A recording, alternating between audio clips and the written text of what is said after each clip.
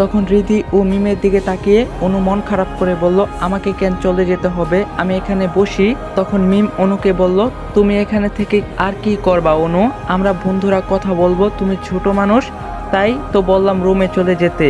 রাফির মেজাজ গরম হয়ে গেল। রাফি রেগে মিম ও রিধির দিকে তাকিয়ে বলল, অনু রুম থেকে কোথাও যাবে না, গেলে তোরা যাবি, বের হয়ে যা আমার রুম থেকে।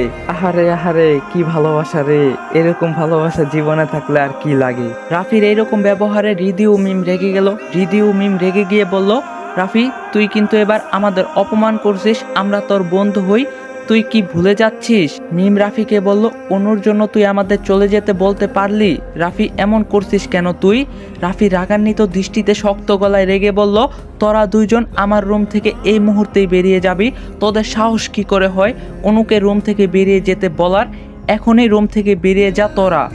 রিধি ও মিম কান্না করে দিবে এমন অবস্থা, তারা আর এক মুহূর্ত রাফির রুমে না দাঁড়িয়ে চলে গেল। অনু মন খারাপ করে রাফিকে বলল, আপুরা খুব কষ্ট পেয়েছে, রাফি ভাইয়া তুমি ওদের এত না বকলেও পারতে। রাফি রাগী দৃষ্টিতে তাকিয়ে অনুকে রেগে বলল, ওদের জন্য তোর এত দরদ না দেখালে হবে অনু, ওরা তোকে অপমান করছিল। তখন অনু রাফিকে বলল, কই আমাকে অপমান করছিল, আমি তো বুঝতে পারছি না কি করে অপমান করলো।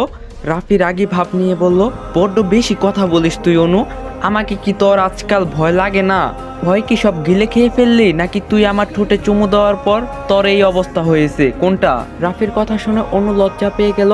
রাফি ভাইয়া কি সব বলছে, অনু যে লজ্জা পাচ্ছে, রাফি কি সেটা বুঝতে পারছে না, নাকি লজ্জায় ফেলার জন্য ইচ্ছা করে এসব বলছে, অনু বুঝতে পারছে না। অনু তাড়াতাড়ি রাফিকে বলল, রাফি ভাইয়া তুমি কি সব বলছো, আমি এখন বাসায় চলে যাচ্ছি। অনু বিছানা থেকে উঠে দাঁড়িয়ে চলে যাচ্ছিল, ঠিক তখনই রাফি অনুর হাত চেপে ধরলো। একা একা আমি তোকে কোথাও যেতে দেব না, তোকে আমি বাসায় পৌঁছে দিব। অনু রাফির চোখের দিকে তাকিয়ে বলল, আমি একা একা যেতে পারবো রাফি ভাইয়া, তোমার শরীরে জ্বর, তারপর আবার ঠান্ডা বাঁধিয়ে ফেলছো, তোমার কষ্ট করে যেতে হবে না। রাফি এবার দাঁতে দাঁত চেপে বলল, এখন কিন্তু তুই আমার হাতে মাইর খাবি অনু, মুখে মুখে বেশি তর্ক করা ভালো লাগে না আমার। অনু মন খারাপ করে রাফির দিকে তাকালো। রাফি অনুকে নিয়ে ড্রয়িং রুমে পৌঁছালো। রাফির বাবা আনোয়ার হোসেন সোফায় বসে টিভি দেখছিল, সাথে রাফির মাও বসে আছে।